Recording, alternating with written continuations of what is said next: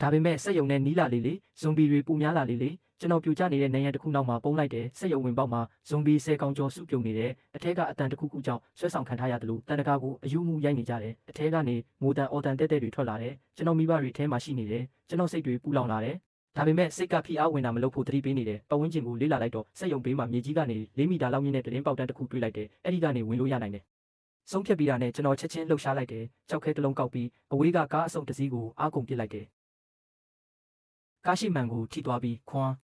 ဆိုတဲ့အတန်ကျဲကြီးထွက်လာတယ်ထင်ထားသလိုပဲတကားပေါက်ကဇွန်ဘီတွေအဲ့ဒီအတန်ဘက်လှည့်သွားတယ်အခွင့်အရေးကိုဖမ်းပြီးကျွန်တော်စက်ယုံနေရန်စီပြေးသွားတယ်ကျိုးဘိုးအိတ်ထဲကကျိုးကိုထုတ်လိုက်တယ်တစ်ဖက်မှာတတိုင်းကိုချိတ်ထားတယ်အားကုန်လည်းပစ်လိုက်တော့ချိတ်ကတင်းပေါက်မှာတင်းကတ်သွားတယ်ကျွန်တော်အသက်ပြင်းပြင်းရှူပြီးကျိုးကိုကျွမ်းကျင်စွာတက်လိုက်တယ်တင်းပေါက်ထဲခုံဝင်ပြီးစက်ယုံအတွင်းကိုလှိမ့်ကျသွားတယ်အထဲမှာကျန်းပြင်းကြီးတစ်ခုတန်ချီတက်နေတဲ့စက်ရန်ရတွေနဲ့ပြန်ကျဲနေတဲ့အစိပ်ပိုင်းတွေပြည့်နေတယ်ပြက်နေတဲ့အမိုးကနေလာရောင်ပပပဲဝင်လာတယ်အလုတ်ယုံတစ်ဖက်ဆုံးကနေငိုတန်တဲ့စကားများတန်တဲတွေကြားလာတယ်ကျွန်တော်အတန်နောက်တိတ်လေးလိုက်သွားတယ်စွန့်ပစ်ထားတဲ့စက်ရန်ရတွေနဲ့ဝိုင်းထားတဲ့ထောင်တစ်ခုမှာအသက်ရှင်ကျန်ရစ်သူတွေဒါဇင်နဲ့ချီတွေ့လိုက်တယ်အများစုကအသက်ကြီးသူတွေနဲ့ကလေးတွေပြီးတော့သူတို့ကြားထဲမှာကျွန်တော်မိဘတွေကိုချက်ချင်းမြင်လိုက်ရတယ်သူတို့ထောက်မှာတင်းကပ်ပြီးထိုင်နေကြတယ်အမေကဒူးကိုဖတ်ပြီးတိတ်လေးငူနေတယ်အဖေကသူမကိုဖတ်ထားပြီးနှစ်သိမ့်ပေးနေတယ်အဲ့ဒီမြင်ကွင်းကြောင့်ကျွန်တော်မျက်လုံးတွေချက်ချင်းမျက်ရည်ပြည့်လာတယ်အတန်တုံနဲ့အမေတို့ခေါ်လိုက်မိတယ်အတန်ကြားတာနဲ့လူအားလုံးလန့်သွားပြီးကျွန်တော်ဘက်လက်ကြည့်ကြတယ်မိဘတွေလည်းကောင်းမွန်ကြည့်လိုက်တယ်ကျွန်တော်ကိုမြင်တာနဲ့သူတို့မျက်နှာပေါ်ကအံ့ဩမှုကဝမ်းသာမှုအဖြစ်ချက်ချင်းပြောင်းသွားတယ်တားရီအမေကငိုပြီးကျွန်တော်စီပြေးလာတယ်ဒီကဘာပြက်ကြီးထဲမှာကျွန်တော်တို့မိသားစု3ယောက်တင်းကြပ်ပြန်ဖတ်ထားကြတယ်ပြန်တွေ့ရတဲ့ဝမ်းသာမှုကကြောက်ရွံ့မှုနဲ့စိုးရိမ်မှုအားလုံးကိုခဏတာဖျောက်ပစ်လိုက်တယ်ဒါပေမဲ့ရုတ်တရက်ကြမ်းတမ်းတဲ့အတန်တစ်ခုထွက်လာတယ်ဟေးမင်းဘယ်ကပေါ်လာတာလဲမျက်နှာမှာအမာယူကြီးပါတဲ့လူတစ်ယောက်ရှိတက်လာတယ်နောက်မှာတော့ခန္ဓာကိုယ်တုတ်နဲ့လူငယ်တချို့လိုက်နေကြတယ်ကြည့်ရတာဒီနေရာရဲ့ခေါင်းဆောင်ပဲသူ့မျက်လုံးတွေကကျွန်တော်ပခုံးပေါ်ကကြောပိုးအိတ်ဖောင်းကိုစိုက်ကြည့်နေတယ်လောဘအပြည့်မင်းကတတိရှိသားပဲကောင်းလေဒီထီတယောက်တည်းရောက်လာနိုင်တယ်ဆိုတော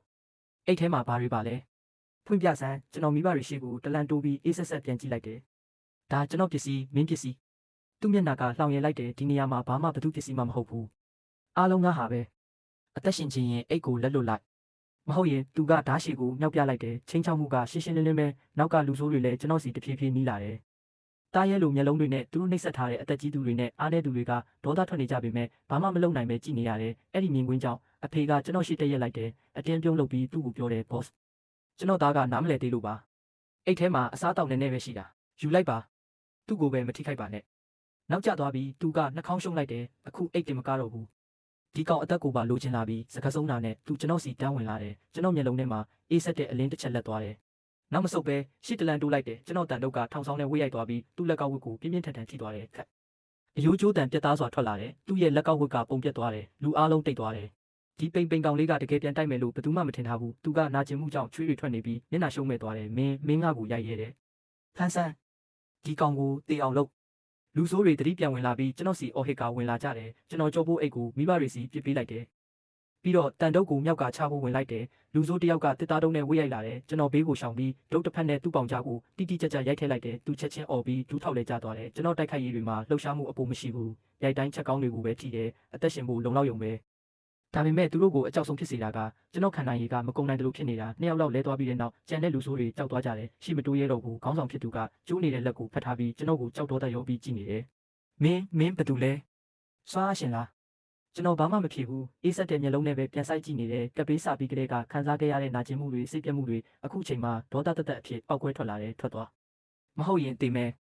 ကျွန်တော်အတန်ကအေးဆက်လုံးလို့လူတိုင်းတုံသွားတယ်အဲ့လူကြီးရဲ့မျက်နှာပြောင်းသွားတယ်သူဒီလောက်အန္တရာယ်ရှိတဲ့သူနဲ့ပြဿနာတက်မယ်လို့မထင်ထားဘူးဒါပေမဲ့အဲ့ဒီအချိန်မှာပဲဖုံးစက်ယုံတကားပေါက်ဘက်ကနေပောက်ကွဲတယ်လို့အတန်ကြီးထွက်လာတယ်ပြီးတော့ဒုတိယအချိန်တတိယအချိန်လူတွေထိတ်တလန့်ဖြစ်သွားကြတယ်ဇွန်ဘီတွေတကားဖြတ်နေပြီဘာဖြစ်တာလဲ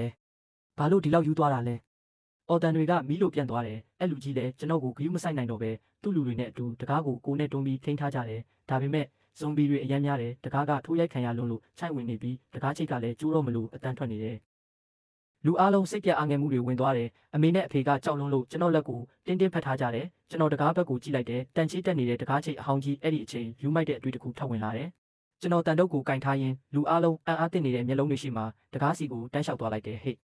မင်းဘာလို့မလို့လဲတေးချင်နေတာလားတကားထိန်းထားတဲ့လူဆိုးတယောက်អော်လိုက်တယ်ကျွန်တော်သူ့ကိုလုံးဝဂယုမဆိုင်ဘူးအေးဆက်ပြီးတန်ချီတက်နေတဲ့တကားပေါ်ကိုလက်ဖွားတိုက်ရိုက်တင်လိုက်တယ်ပြီးတော့လူအားလုံးမယုံနိုင်တဲ့အချိန်မှာအံ့ဖွယ်တစ်ခုဖြစ်လာတယ်ခြိုက်ဝင်ပြီးပျက်စီးနေတဲ့တကားကြီးကအချိန်ပြန်လှည့်သွားသလိုတဖြည်းဖြည်းပြန်ချုံးမွေလာတယ်ကွေးနေတဲ့ frame တွေတောင်တက်မှတ်လာတယ်စက္ကန့်အနည်းငယ်အတွင်းအသစ်ဆက်တကားကြီးတစ်ချက်ပေါ်လာတယ် ဇွန်ဘီတွေဝင်တိုက်နေစေပေမဲ့ဒီတစ်ခါတော့လူဆိုးအတန်ပဲထွက်တော်တယ်တကားကလုံးဝမလုပ်တော့ဘူးအဆောက်အုံတစ်ခုလုံးတိတ်ဆိတ်သွားတယ်လူအားလုံးကျွန်တော်ကိုပါဆက်ဟာပြီးကြည့်နေကြတယ်အဲ့လူကြီးတောင်လက်ကျိုးနေတာမေ့သွားပြီးမျက်လုံးပြူးနေတယ်တူတုံတုံရင်ရင်နဲ့လက်ညှိုးထိုးလာတယ်မင်းစွမ်းအားကပြန်လဲစမ်းသစ်ချင်းလားကျွန်တော်ဖြေပြန်ပေးဖို့စိတ်မဝင်စားဘူးလက်ကိုပြန်ချပြီးသူ့ကိုအေးဆက်စွာကြည့်လိုက်တယ်ကဘာပြက်ထဲမှာခွန်အားကအရာအလုံးခုနကကျွန်တော်တိုက်ခိုက်မှုတွေနဲ့အခုအံဖွယ်မှုလိုပြထားတဲ့အာယုံကြောင့်လူကြီးရဲ့စိတ်သက်လုံးဝကျိုးသွားပြီးသူကျွန်တော်ကိုကြည့်နေတဲ့မျက်လုံးထဲမှာလောဘမရှိတော့ဘူးအကြောက်တရားပဲကြံတယ်အကိုကြီးကျွန်တော်မသိလို့ပါဒီလိုလူမျိုးကိုတွားထိမိမယ်လို့ခွင့်လွှတ်ပေးပါကျွန်တော်ဘာမှမပြောဘူးမိဘတွေစီပဲရှောက်သွားလိုက်တယ်အမေကကျွန်တော်ကိုကြည့်နေတဲ့မျက်လုံးထဲမှာဂုံယူမှုစိုးရိမ်မှုနောက်ပြီးမိမိသားကိုမသိတော့တယ်လို့ခံစားချက်တောင်ပါနေတယ်ကျွန်တော်အမေလက်ကိုကင်လိုက်တယ်အမေမစိုးရိမ်နဲ့တားရှိတယ်ပြီးတော့ကြောဖို့အိတ်ကြီးတွေကအတင်းထမင်းဘူးတဘူးဝက်ဦးချောင်းတစ်ချောင်းရေဘူးတဘူးထုတ်ပေးလိုက်တယ်အဖေအမေအရင်စားလိုက်ဦးအစားတောက်နှံထွက်လာတာနဲ့လူတွေအားလုံးရဲ့အာယုံကအဲ့ဒီဘက်ရောက်သွားတယ်